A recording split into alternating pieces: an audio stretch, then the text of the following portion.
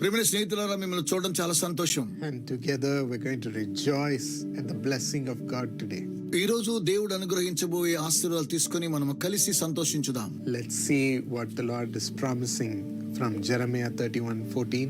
ఇర్మియా గ్రంథము 31వ అధ్యాయం 14వ వచనంలో దేవుడు ఏం వాగ్దానం చేస్తున్నాడో చూద్దాం. I will satisfy the priests with abundance, ప్రభుతో యాజకులను సంతోషపరచెదను, and my people will be filled with my bounty. నా జనులు నా ఉపకారమును తెలుసుకుని తృప్తి నందుదురు. Such an abundance and a bountiful blessing is coming. ఇలాంటి సమృద్ధి అయినటువంటి ఆశీర్వాదములను దేవుడు అనుగ్రహిస్తున్నాడు. If you see 1 Peter 2:9, మొదటి పేతురు 2వ అధ్యాయం 9వ వచనంలో God calls us his royal priesthood, దేవుడు మనలను తన రాజులను యాజకులుగా పిలుస్తూ ఉన్నాడు. his chosen people belonging to him, ఏర్పరచబడిన వంశమును దేవుని సొత్తై ఉన్నాం, who sing his praises. ఆయనను స్తుతించేటువంటి వారు. You are such royal priesthood of God మీరు ఇలాగున రాజులను యాజక సమూహంగా ఉన్నారు. because you've chosen him and you've clinged on to him. మీరు ఆయనను ఎన్నుకున్నారు, ఆయనను హత్తుకొని ఉన్నారు. To such people the Lord is so pleased అలాంటి వారిని చూసి దేవుడు చాలా ఇష్టపడుతూ ఉన్నాడు. and fills them with his bountiful blessing, with his abundance. ఆయన సమృద్ధి అయినటువంటి ఆశీర్వాదములతో మనం తృప్తిపరుస్తూ ఉన్నాడు. So don't worry about the troubles of today. ఈ రోజున శ్రమల గురించి మీరు భయపడకండి. Dear friends, may the Lord bless you according to this promise. నా ప్రియ స్నేహితులారా, ఈ వాగ్దానం ద్వారా దేవుడు మిమ్మల్ని దీవించాడు. And I'm so glad to celebrate my sister Stella Ramola's birthday today. ఈ రోజు మా యొక్క సహోదరి స్టెల్లా రమోల యొక్క జన్మదినాన్ని కొనియాడుచూ ఉన్నాం. I'm sure you love her and are praying for her. నాకు తెలుసు ఆమెను మీరు ప్రేమిస్తున్నారు, ఆమె కోసం ప్రార్థిస్తున్నారు. Remember her and pray for her and her family, and especially her little daughter Bethany on this birthday to be blessed. మీరు ఆమెను జ్ఞాపకం చేసుకోండి, మా కుటుంబాన్ని జ్ఞాపకం చేసుకోండి, ఆమె యొక్క కుమార్తె బెతనిని కూడా మీరు జ్ఞాపకం చేసుకోవాల్సిందిగా కోరుతున్నాను. God bless you. దేవుడు దీవించును గాక.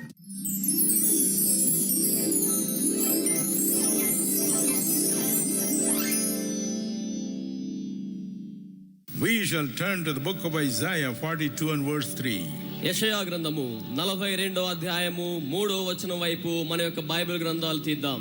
It says, a smoldering wick God will never snuff out. వ్రాయబడిన మాటను మనం గమనించినట్లయితే, నలిగిన రెల్లును అతడు విరువడు. God will not quench the dimly burning flame. మకమకలాడుతున్న జనపనార వత్తిని దేవుడు ఆర్పివేయడు. We are going to meditate on the subject miracles for the doubting hearts. అనుమానపు మనసుతో ఉన్న వారి కొరకై అద్భుతాలు చేసే దేవుని గురించి The Bible says in Hebrews 11:6, హెబ్రీయులకు రాసిన పత్రిక 11:6లో దేవుని వాక్యం ఈ విధంగా it సెలవిస్తుంది, is impossible to please God without faith. విశ్వాసము లేకుండా దేవునికి ఇష్టలుగా ఉండడం అసాధ్యం. In Mark chapter 9:23 and 24, mark సువార్త 9:23-24లో God says, దేవుడు if సెలవిస్తున్న you వాక్యం, can believe, మీరు నమ్మినట్లయితే all things are possible. అన్ని కార్యాలు మీకు సాధ్యపరచబడతాయి. God is a God of faith. దేవుడు విశ్వాసపాత్రుడైన దేవుడై ఉన్నాడు. But there are times when our hearts are full of doubts. కొన్ని సందర్భాల్లో మన హృదయం అంతా కూడా అనుమానంతో నిండి ఉంటుంది. We begin to doubt. ఎప్పుడు కూడా అనుమానంగా ఉండడానికే ప్రారంభిస్తాం. James chapter 1:6 and 7 says, యోహాను పత్రిక 1వ అధ్యాయం 6-7 వచనాల్లో, let a doubting man never expect a miracle. అనుమానముతో ఉన్న వ్యక్తి ఎప్పుడు కూడా అద్భుతాన్ని కోరుకోలేడు. A double-minded man can never expect a miracle. ద్విమనస్కుడు ఎప్పుడు కూడా అద్భుతాన్ని ఆశించలేడు. Therefore what shall we do? కనుక మనం ఏమి చేయాలి? But God says దేవుడు in సెలవిస్తున్నాడు. Ephesians chapter 4 and verse 6, ఎఫెసీయులకు రాసిన పత్రిక 4-7 వచనంలో, I am their father, నేను వారికి తండ్రినై ఉన్నా, I am their God, నేను వారికి దేవుడినై but ఉన్నా, I am their father also. నేను వారికి తండ్రిని కూడా అయి ఉన్నాను. How can I leave them like that? నేను వారిని అలాగనే ఎందుకు విడిచిపెడతాను? I must help them. నేను వారికి తప్పకుండా సహాయం చేయాలి. The Bible says దేవుని వాక్యం in చెప్తుంది, 1 John chapter 1 and verse 5, మొదటి యోహాను 1వ అధ్యాయం 5వ వచనంలో, God is light. దేవుడు ఆయన సరి అయిన కార్యాన్ని చేసేవాడై ఉన్నాడు. God is light. ఆయన వెలుగై ఉన్నాడు. God is a light. దేవుడు వెలుగై ఉన్నాడు. And he says, ఆయన అంటున్నాడు, Matthew chapter 5 and verse 14, మత్తయి సువార్త 5వ అధ్యాయం 14వ వచనంలో, you my children, you are the light of the world. నా పిల్లలైన మీరు కూడా లోకానికి వెలుగై ఉన్నారు అన్నాడు. So I want you to burn all the time. కనుక మీరు ఎప్పుడు కూడా ప్రకాశిస్తూ ఉండాలి. How does a man burn? మరి ఒక వ్యక్తి ఎప్పుడు కూడా ఎలా వెలుగుతూ ఉంటాడు? It is the faith in the heart of a person who makes him burn. ఒక వ్యక్తి హృదయములో ఉన్న విశ్వాసం ఆ వ్యక్తిని ఎప్పుడు కూడా వెలిగిస్తూ ఉంటుంది. ఉంటుంది. If you read Romans 12 and verse 3, మీరు గనక రోమిలకు రాసిన పత్రిక 12:3 చదివినట్లయితే, God has given faith to every heart. దేవుడు ప్రతి ఒక్కరి హృదయానికి విశ్వాసాన్ని అనుగ్రహించాడు. Every one of you. మీలో ప్రతి ఒక్కరికి ఇచ్చాడు. God has blessed you with some faith. దేవుడు కొంత మోతాదు విశ్వాసాన్ని ప్రతి వారికి ఇచ్చాడు. When we switch on the electric switch, ఎప్పుడైతే మనం కరెంటు స్విచ్ ఆన్ చేస్తామో, you expect the light to burn. వెంటనే వెలుతురు రావాలని మనం ఎదురు చూస్తాం. You expect the fan to go. ఆ ఫ్యాన్ తిరగాలని మనం ఎదురు చూస్తాం. That is the faith given to you by God. ఆ విశ్వాసము దేవుని ద్వారా నీకు అనుగ్రహించబడింది. It is burning in your heart. అది నీ హృదయంలో వెలుగుతూ ఉంది. Like a flame it is burning. అది ఒక దీపము మంట వలె వెలుగుతూ ఉంది. God does not say, దేవుడు ఆ విధంగా చెప్పాడు, this girl only a little faith. ఇదిగో అల్ప విశ్వాసులారా, Let me quench it. ఆ యొక్క అల్ప విశ్వాసాన్ని No, no. అర్థవేసేవాడు కాదు ఆయన. No. కానే He కాదు, says, let it burn. ఆయన ఆ విశ్వాసాన్ని I వెలిగిస్తున్నాడు. will help it to burn all the more. ఆ విశ్వాసం మరి ఎక్కువగా ప్రకాశించడానికి సాయం The చేస్తున్నాడు. Bible says దేవుని వాక్యం in చెప్తుంది, Psalm 118 and verse 27, 118వ కీర్తన 27వ వచనంలో, God is a God who wants to illuminate his people. దేవుడు తన ప్రజలను వెలిగించే దేవుడై ఉన్నాడు. He illuminates his people in two ways. ఆయన తన ప్రజలను రెండు విధానాల్లో వెలిగిస్తున్నాడు. The Bible says దేవుని వాక్యం చెప్తుంది, in Romans chapter 10 and verse 17, రోమిలకు రాసిన పత్రిక 10:17వ వచనంలో, he sends his word. ఆయన తన వాక్కును పంపుతున్నాడు. His word comes into our hearts ఆయన వాక్కు మన హృదయంలోనికి వస్తుంది. and it helps the faith in our hearts to burn. ఆ వాక్కు మన హృదయంలోని విశ్వాసం వెలిగించబడ్డానికి సాయం With చేస్తుంది. increased light it begins to burn. ఆ యొక్క వెలుగు ఎప్పుడైతే ప్రకాశించడం ప్రారంభిస్తుందో, In the same way, అదే విధంగా in Psalm 34 and verse 5, 34వ కీర్తన 5వ వచనంలో the Bible says, దేవుని వాక్యం when you చెప్తుంది, look to him in prayer, ఎవరైతే ఆయన వైపు చూస్తూ ప్రార్థన చేస్తున్నారో, he makes your face to shine radiantly. ఆయన వైపు చూచిన వారి ముఖాలు ప్రకాశిస్తున్నాయి. Two ways. రెండు విధాలుగా, When you read the Bible దేవుని వాక్యాన్ని చదివినప్పుడు, or when you hear the word of God, దేవుని వాక్యాన్ని వింటున్నప్పుడు, it increases the flame in your heart, అది నీ హృదయంలో ఉన్న వెలుగును మరి ఎక్కువగా ప్రకాశింపచేస్తుంది. increases the faith in your heart. నీలో ఉన్న విశ్వాసాన్ని మరి ఎక్కువ చేస్తుంది. Secondly, when you cry out to him, ఎప్పుడైతే నువ్వు ఆయన యొద్ద ఏడుస్తావో, when you pray unto him, ఎప్పుడైతే ఆయనకు ప్రార్థన చేస్తావో, he increases your faith. ఆయన నీ విశ్వాసాన్ని వృద్ధి చేసేవాడై He ఉన్నాడు. makes your face to shine. ఆయన నీ ముఖాన్ని ప్రకాశింప చేసేవాడై ఉన్నాడు. That is the mind of God. అది దేవుని యొక్క మనసై ఉన్నది. Several years ago, చాలా సంవత్సరాల క్రితం there was a war in a place called Crimea near Russia. రష్యాకు దగ్గరలో ఉన్న క్రిమియా అనే ప్రాంతంలో It was a war between the British army and the Russian army. British army వారికి రష్యా సైన్యానికి మధ్య యుద్ధం జరుగుతుంది. Nearly 5,000 British soldiers were wounded. దాదాపు 5,000 మంది బ్రిటిష్ సైనికులు గాయపడ్డారు. That was the time they sent a nurse called Florence Nightingale all the way to Crimea to treat these 5,000 soldiers. ఆ సమయంలో గాయపడ్డ 5,000 మందికి పరిచర్య చేయడం కోసం ఫ్లారెన్స్ నైటింగేల్ అనే నర్సు గారిని ఆ ప్రాంతానికి పంపించారు. She'll work from morning 6 to night 6. ఆమె ఉదయం 6 గంటల నుండి సాయంత్రం 6 గంటల వరకు పనిచేస్తారు. Afterwards she will go home. ఆ తర్వాత తిరిగి వెళ్ళిపోతారు. Finally at night 11 o'clock she will come. ఆఖరుగా మరలా రాత్రి 11 గంటలకు వస్తారు. She will carry a small oil lamp in her hand. ఓ చిన్న నూనె దీపాన్ని పట్టుకొని వస్తారు. She will look into the face of every soldier. ప్రతి సైనికుని ముఖాన్ని పరిశీలనగా చూస్తారు. How is he feeling? ఆయన ఎలా ఉన్నాడో. But those people will be waiting for her to come. అయితే ఈ గాయపడ్డ సైనికులందరూ ఆమె ఎప్పుడు వస్తారా అని ఎదురు చూసేవారు. They will not look at the lamp. వారు ఆ దీపాన్ని చూచేవారు కాదు. They will look at her face. వారు ఆమె ముఖాన్ని చూచేవారు. But because her face will be shining. ఎందుకంటే ఆమె ముఖము ప్రకాశిస్తూ ఉండేది. Radiant. చాలా గొప్పగా ప్రకాశిస్తూ ఉండేది. Radiant with God's love and compassion. చాలా గొప్ప దేవుని ప్రేమ కనికరాలతో ఆమె ముఖం ప్రకాశిస్తూ ఉండేది. Why this radiance?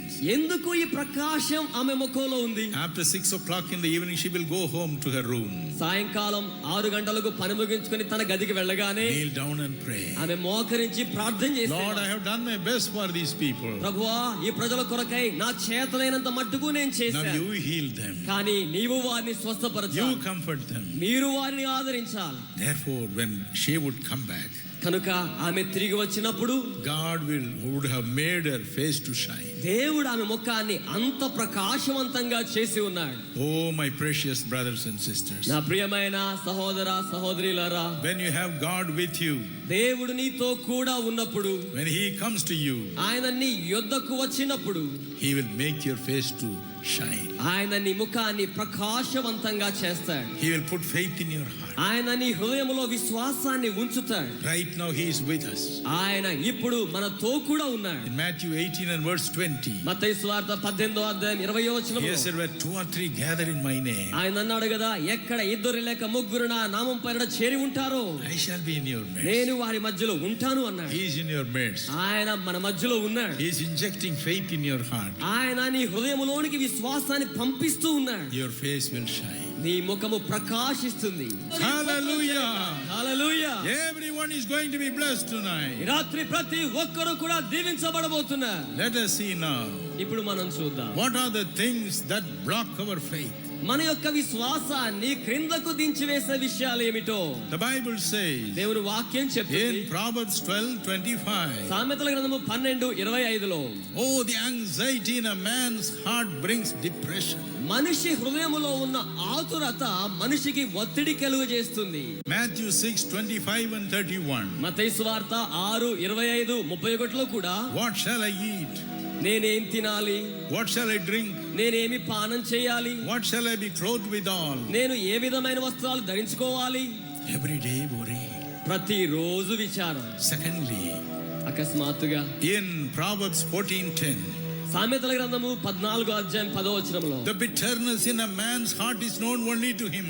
మనిషి హృదయములో ఉన్న ఆ యొక్క చేదు విశ్వాసము మోతాదును కిందకి తీసుకొస్తుంది. Bitterness, చేదుతనం it destroys our faith. అది మన విశ్వాసాన్ని పూర్తిగా నాశనం చేస్తుంది. Matthew 13:21, మత్తయి సువార్త 13:21. tribulation destroys our faith. శ్రమలు మన జీవితంలో ఉన్న విశ్వాసాన్ని నాశనం చేస్తాయి. One tribulation after the other tribulation. ఒక శ్రమ, దాని తరువాత మరొక శ్రమ. You lose your faith in God. మీ విశ్వాసాన్ని దేవునిలో కోల్పోతారు. You begin to cry. ఆ విధంగా ఏడవడం, Where is God now? అయ్యో దేవుడు ఎక్కడ ఉన్నాడు ఇప్పుడు. And waiting destroys your faith. మీ యొక్క వేచి ఉన్న విధానం మీ విశ్వాసాన్ని నాశనం చేస్తుంది. Proverbs 13:12 says, సామెతల గ్రంథం 13:12 hope deferred brings depression. నిరీక్షణ కలిగి ఉన్న విధానం కొన్నిసార్లు మనల్ని How long can I wait? ఎంత కాలము నేను వేచి ఉండాలి. When will I get married? ఎప్పుడు నాకు వివాహం అవుతుంది, When will I get a job? ఎప్పుడు నాకు ఉద్యోగం వస్తుంది, Why this delay? ఎందుకు నాకు ఆలస్యం జరుగుతుంది. Where is God? ఎక్కడున్నాడు దేవుడు. Bitterness is known only to your soul. మన యొక్క హృదయములో ఉన్న చేదు మన హృదయానికి సంబంధించింది. As our dear Bishop John Lazarus said, మన ప్రియమైన బిషప్ గారు జాన్ లాజరస్ గారు on the చెప్పినట్టుగా 21st May 1986, 1986 మే 21వ తేదీన when we were going to the Karunya Institute of Technology, Karunya institute of టెక్నాలజీకి మేము ప్రయాణమే వెళ్తూ a ఉండగా bus came and met. ఓ బస్ వచ్చి మమ్మల్ని గుద్దడం జరిగింది. It came and hit us. అది వచ్చి మమ్మల్ని ఢీ కొట్టడం జరిగింది. And I lost my precious daughter Angel. నా ప్రశస్తమైన కుమార్తె ఏంజెల్ని కోల్పోవడం జరిగింది. And I began to ask God, నేను దేవుణ్ణి అడగడం ప్రారంభించాను. why did you allow my daughter to die? నా కుమార్తె చనిపోవడానికి ప్రభువా నువ్వు ఎందుకు అంగీకరించావు. I am dying for you. నేను నీ కొరకై చచ్చే విధంగా I am dying పనిచేస్తున్నాను. for your ministry. నీ సేవ కొరకై చనిపోయే విధంగా చేస్తున్నాను. Where is God? ఎక్కడున్నాడు దేవుడు. I told my wife, నేను నా భార్యతో ఈ విధంగా చెప్పాను. Stella, స్టెల్లాగా, I will never preach this gospel again. నేను ఇక సువార్తని ఇంకెప్పుడు ప్రకటించను. I can never say God is good. దేవుడు మంచివాడని ఇంకెప్పుడు చెప్పను. Wept and wept and wept. ఎంతగానో ఏడ్చాను. One day the Holy Spirit came and filled us. ఒకరోజు పరిశుద్ధాత్మ దేవుడు మా మీదకి వచ్చి మమ్మల్ని నింపాడు. And Jesus came. యేసుక్రీస్తు వారు వచ్చారు. Jesus said, యేసు ప్రభువారు my అన్నారు, children, నా ప్రియులారా, your daughter is with me.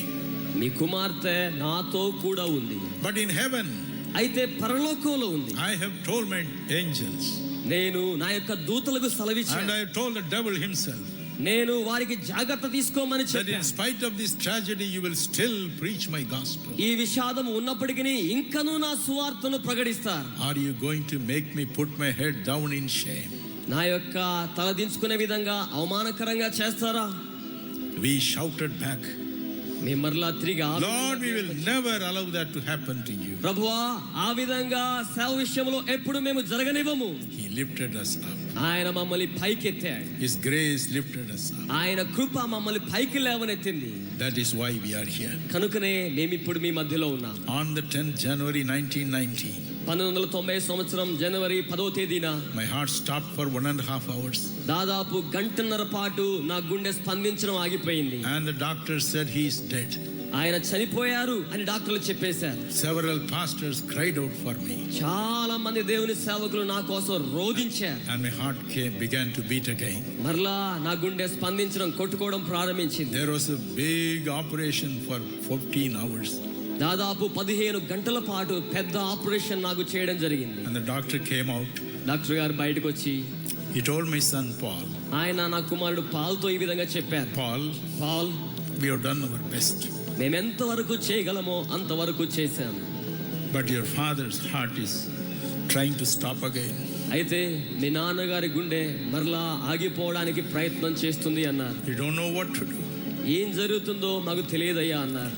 My son said, మా కుమారుడు అన్నారు, he went out of the room ఆ గదిలో నుంచి బయటకు వెళ్ళి and he cried, ఆయన దేవుని యొద్ద రోదన చేసి, why should this happen only to my father? మా తండ్రి గారికి మాత్రమే ఇలాగున ఎందుకు జరగాలి? Why should this happen only to my father? కేవలం మా నాన్నగారికి మాత్రమే ఇలా ఎందుకు జరగాలి? God, I want my father. దేవా, నా తండ్రిని నువ్వు కోరుకుంటున్నావా?